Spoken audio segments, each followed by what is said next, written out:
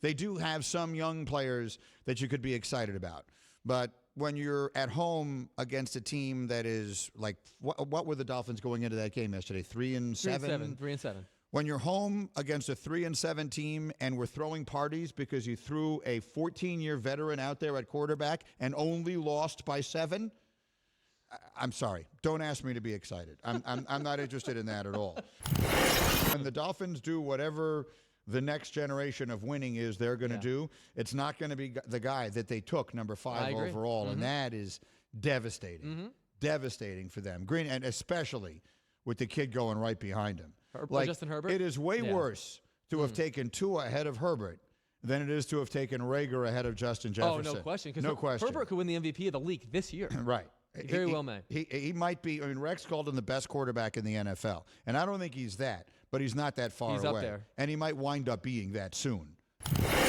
I don't think we thought Becton was a bust going into last offseason, and he got hurt week 1. Now, everyone thought there were all this talk coming out of there that he was not in shape and that he had a very bad preseason and all the rest of that. He got hurt week 1 and hasn't played since. So I cannot sit here and say that Becton was a bad pick.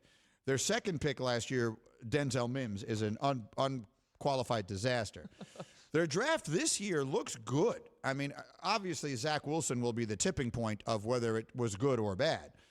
And the immediate evidence on that is bad, but it's much too soon to suggest otherwise.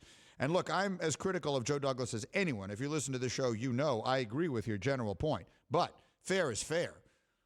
Elijah Vera Tucker was a good pick. Elijah Moore is a good pick. Michael Carter looks like he's a good pick. So I can't sit here and tell you the Jets did not have a good draft this year. Now, if the quarterback is no good, then none of the rest of it will matter.